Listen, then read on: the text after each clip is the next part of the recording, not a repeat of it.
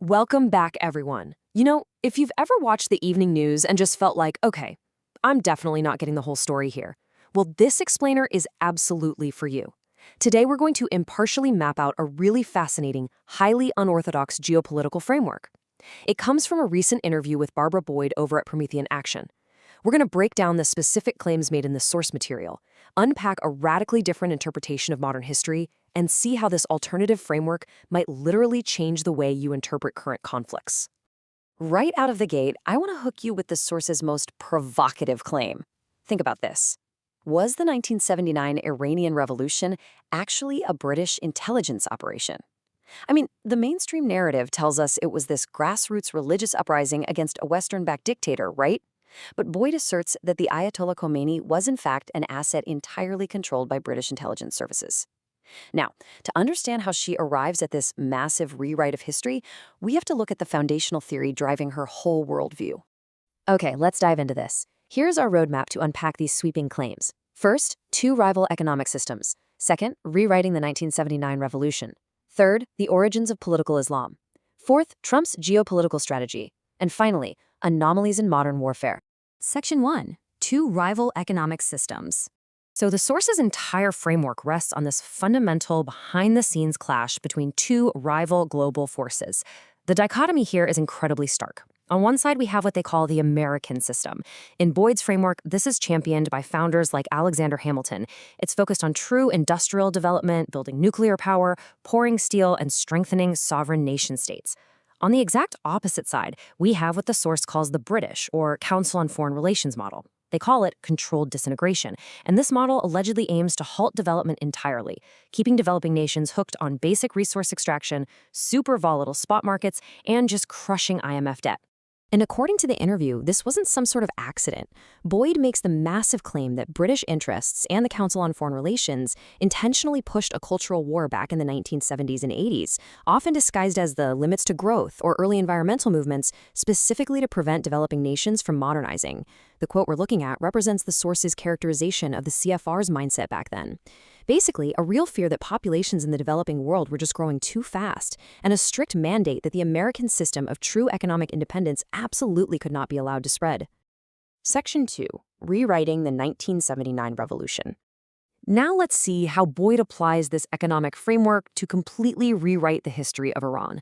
The crucial takeaway here is that whenever Iranian leaders actually tried to control their own resources, they instantly became targets.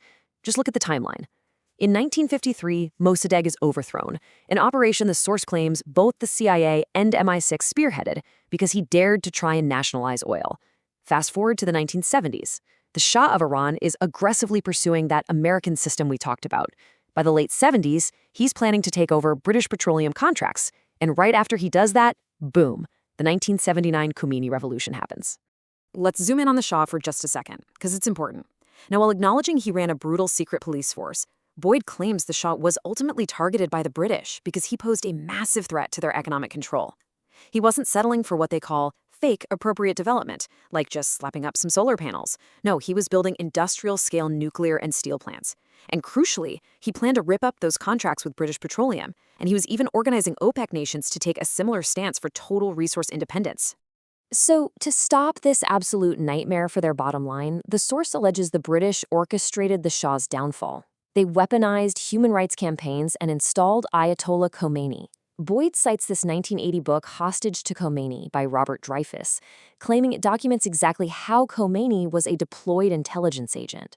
I know, it sounds like a plot straight out of a spy thriller, right? But the interview argues the British were so terrified of losing their global economic grip, they willingly orchestrated the 1979 energy shock.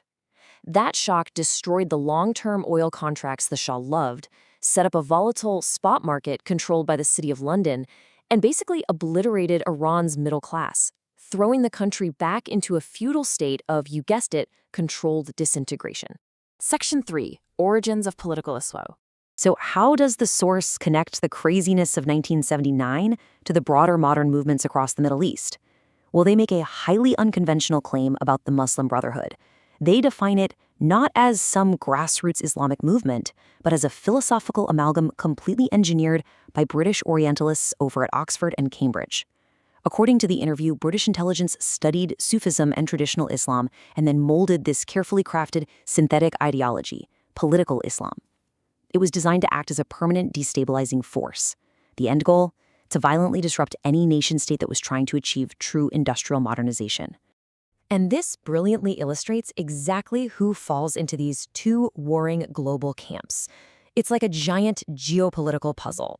On the imperial proxy side, the folks working for controlled disintegration, you have MI6, the City of London, the CFR, and, according to the source, alleged proxies like the Muslim Brotherhood and Hamas.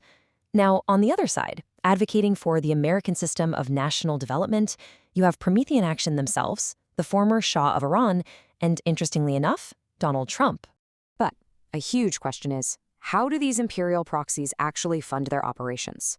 The interview claims it is all through the global drug trade, facilitated by major Western banking institutions.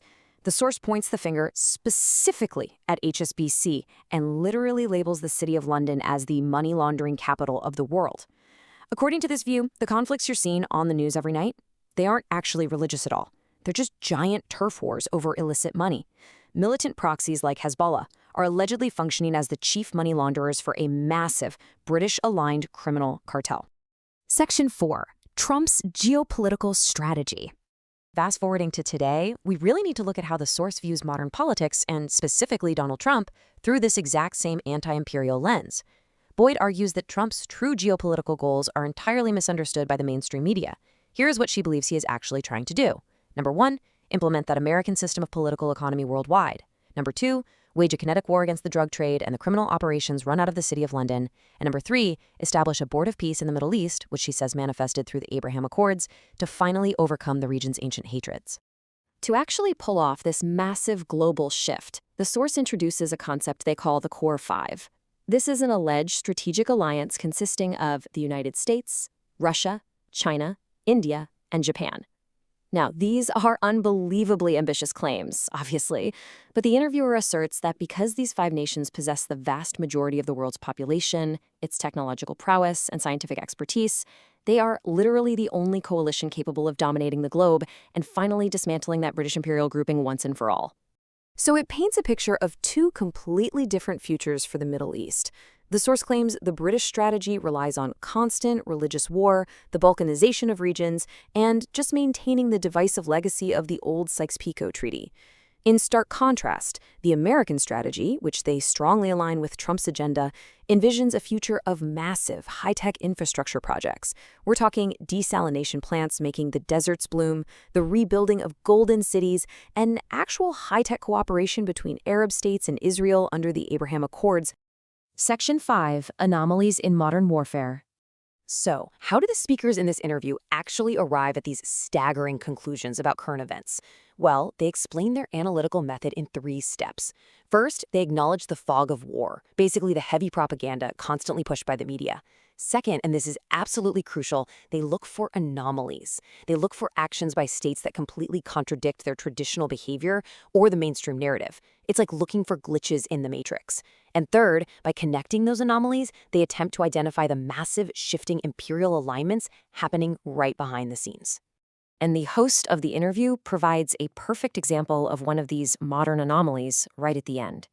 In recent Middle East conflicts, the traditionally very interventionist UK suddenly refused the use of the Diego Garcia military base, and they even deemed certain military actions unlawful. To the host, a UK government led by Keir Starmer and heavily influenced by Tony Blair suddenly caring deeply about the strict letter of international law and not rushing in to secure oil or a share of the spoils, that is a massive inconsistency. I mean, why would they suddenly pull back? And that leaves us with this final, really provocative thought. If this is just a traditional Western imperial war for resources, why is the historically interventionist UK suddenly hesitant, leaving the US looking totally isolated in its actions? Does this anomaly prove, like the source suggests, that a hidden war is actually raging between the American system and the British system of controlled disintegration? Look, whether you agree with this incredibly unorthodox framework or not, it for sure forces you to look at the chessboard of global politics from a radically different angle. Thanks so much for joining me on this deep dive, and as always, keep questioning the narrative.